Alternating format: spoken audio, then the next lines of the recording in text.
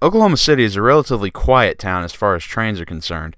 Despite its size and role as state capital, it only features 3 distinct rail lines that cut through town. The BNSF Red Rock subdivision is the main north-south line, also boasting the lion's share of the rail traffic in the metro area. The Union Pacific line is good for around 6 trains in a day, and the short lines AOK and Stillwater Central might run 1 or 2. But the BNSF main line will see upwards of 30 trains in a day, pushing the upper limit for how many trains can run on a predominantly single-tracked railroad in the course of 24 hours. While I plan to provide some coverage to those other lines in the future, our focus for the time being will be on the BNSF main line. Just north of downtown OKC itself is one of the best railfanning locations in the metro area. The Alley is a stretch of railroad between the elevated right-of-way that bisects downtown itself and the ex-ATSF Nowers Yard, which marks the north end of the area. My brother and I headed out on yet another warm Tuesday afternoon in February to do some railfanning, and our day started on the south end of the alley's trackage at 8th Street Crossing. To the south of the crossing, there's a rising grade as the tracks ascend to their elevated stretch through downtown. Taking a look at the road surface reveals that the trackage here was once more extensive. An industrial lead used to cross here many years ago, and on the other side, the remnants of an ex-Rock Island connection to Nowers Yard are still visible. 1 block north, there are still severed rails in the road at 9th Street. Down the way a bit, the separate bridge that carried the rock over a few streets before branching off still stands, though it has been demoted to use as an access road for BNSF nowadays. The grade bottoms out here at 8th Street, and immediately begins a more gentle rise to the north, which crests at 13th Street and the intermediate signals. Both signals were red when we got there, and I wasn't expecting anything to come for some time.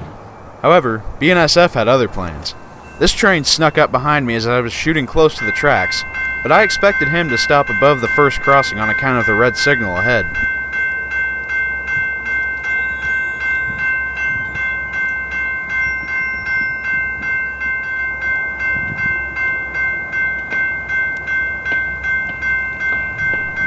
Of course, he had another trick up his sleeve. I didn't understand why at the time, but he kept coming on down towards the red. This is a road freight bound for Guthrie, Oklahoma, about 45 miles north of here.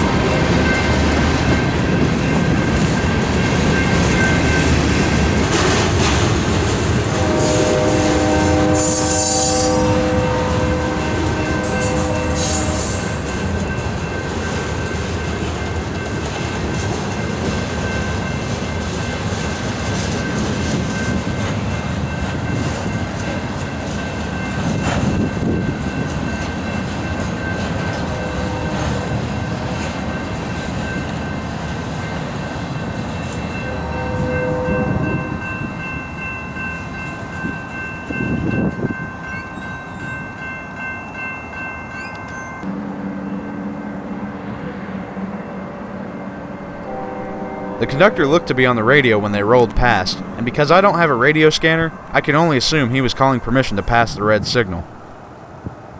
With locomotives like that on the train, I wasn't going to give up the chance to chase him. Due to his slow speed, it would have been easy to get ahead of him regardless. However, the source of the red signal revealed itself to us when we got there. If you look closely at that lead unit, you'll notice that it bears a swoosh on the nose, unlike the leader of the first train. This is actually the Edmond local, stopped on Main 1 and waiting to proceed north towards his duties about 10 miles to the north. The Guthrie train pulled in right behind him, also on the first main line.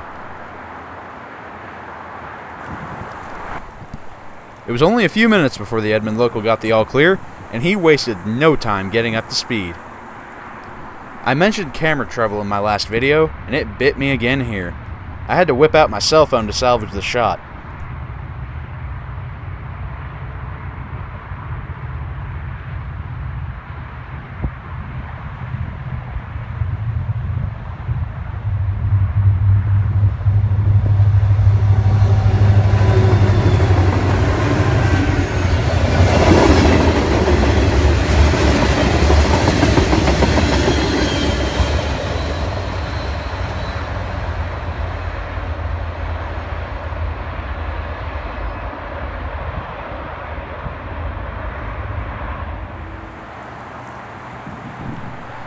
Hot on the Edmond local's heels, the road freight started forward again. He took his time building speed, but he rolled past us at a pretty good clip with a friendly blast from the horn.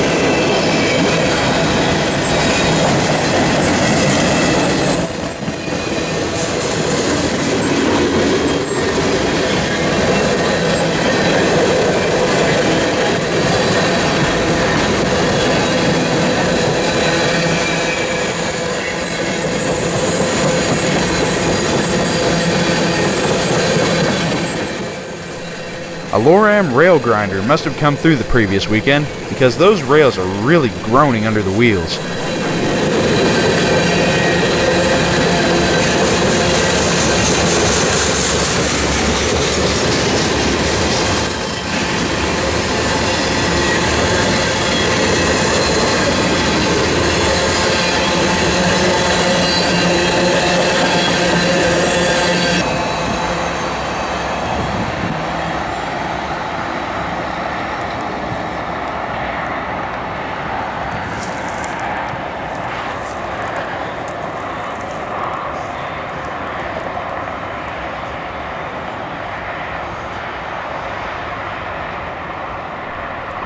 We decided to stick to the Oklahoma City area, so we let both of those trains go.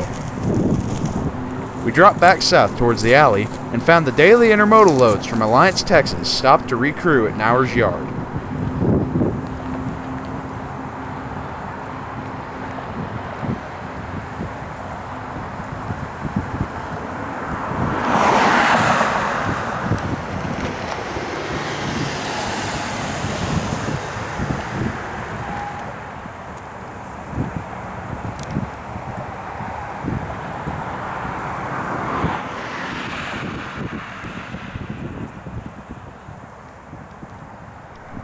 In the last few months, the usually empty yard has been filled with a rather extensive deadline. Most of the units present here are Dash 9s, probably shelved because they just aren't as efficient as the new Gevos.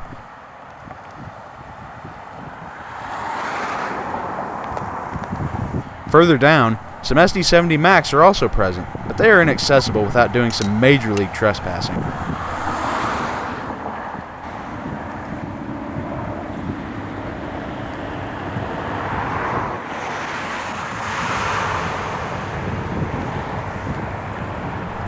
I was too caught up in looking at the deadline to notice the Z train start rolling again, and I missed the power going by.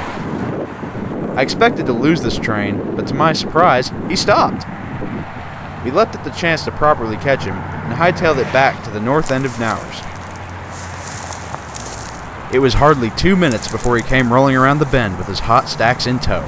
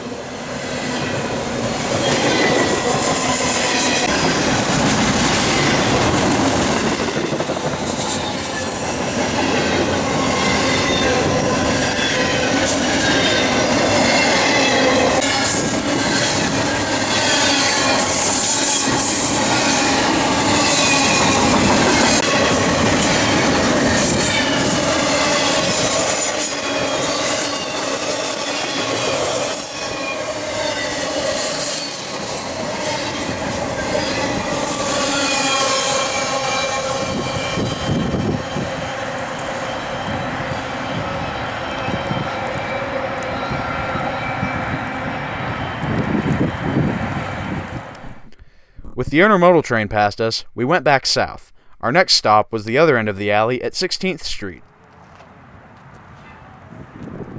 Rainbow Bread operates a factory just up the road, and it can make the area smell like a bakery depending on the wind direction.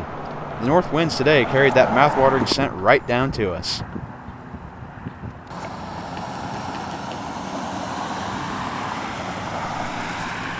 Just like at 8th Street, there was once an industry siding here. The key difference is that this one still has rails in place, though they're mostly buried nowadays. It used to run down that drive next to the Gray Building, but it hasn't been in use since the 70s.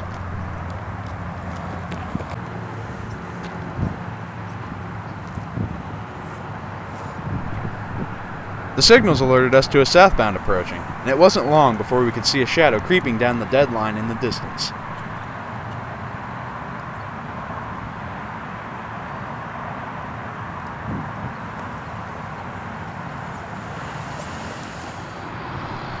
They stopped at the yard for a quick crew change and were on their way again in no time.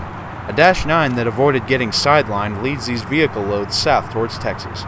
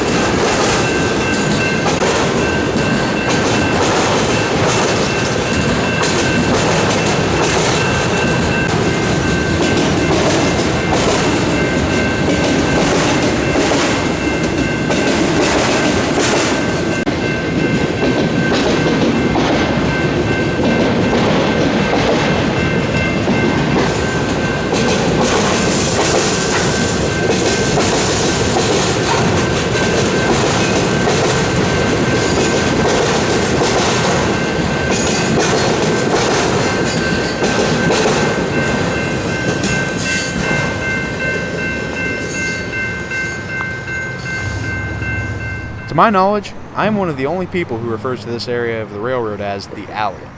I began calling it that years ago for two reasons.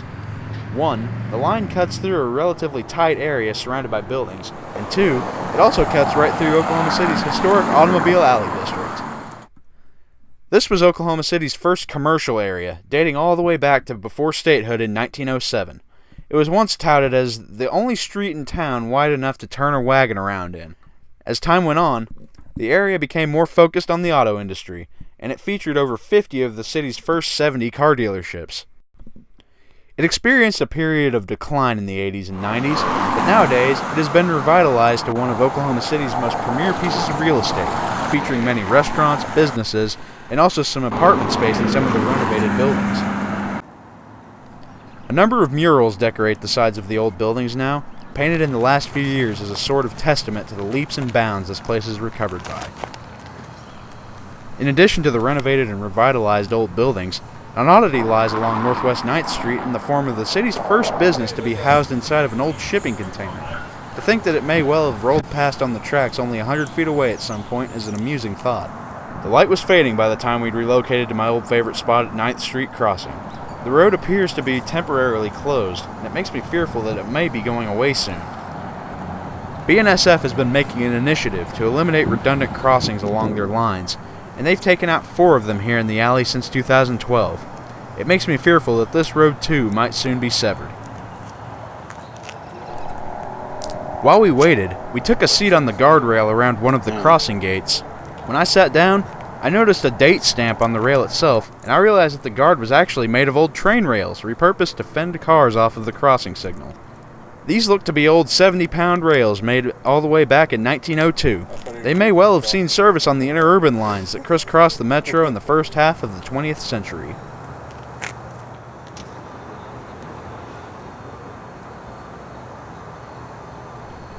A headlight down the line heralded the arrival of the next train. This is a northbound unit train of coal empties that originated from TXU's Big Brown power plant down in central Texas. It's on its way back north to the Powder River Basin in Wyoming to get loaded up and make the journey once again to power thousands of homes throughout the Lone Star State.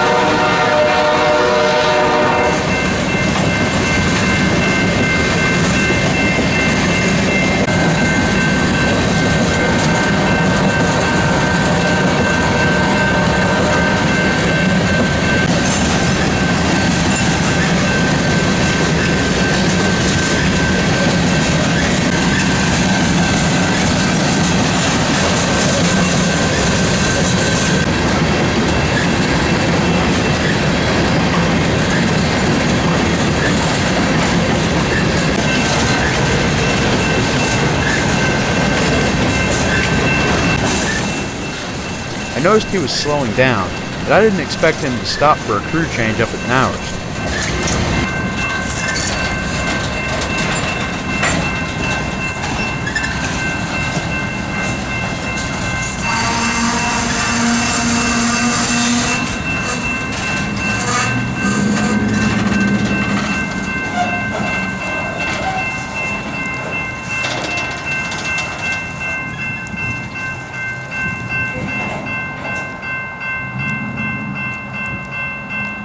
Well, he did.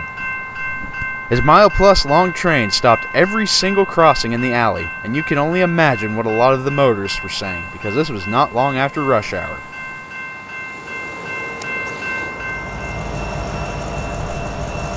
The DPUs were close enough to hear, and we took advantage of the moment and ran down the line to go see them up close.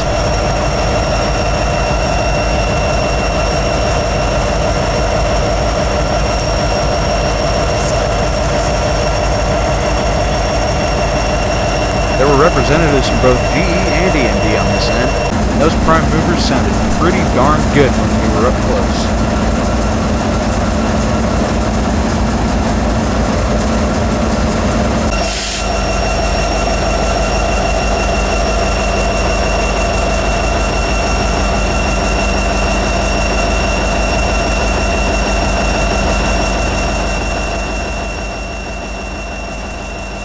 I was hoping to hear them notch out as they accelerated, but with an empty train, it just doesn't take a whole lot of effort from the locomotives to get it going.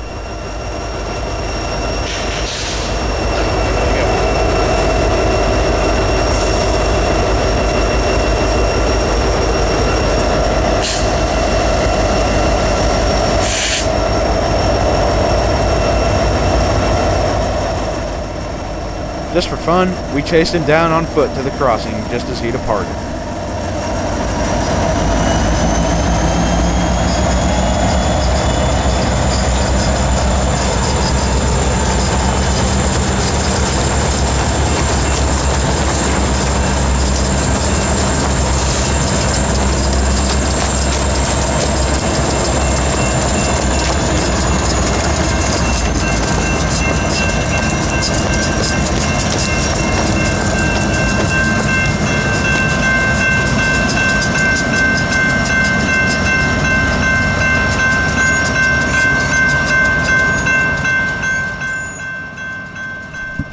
The last rays of sunshine were fading, and it was time to head back home. Thanks for watching, and I'll see you next time.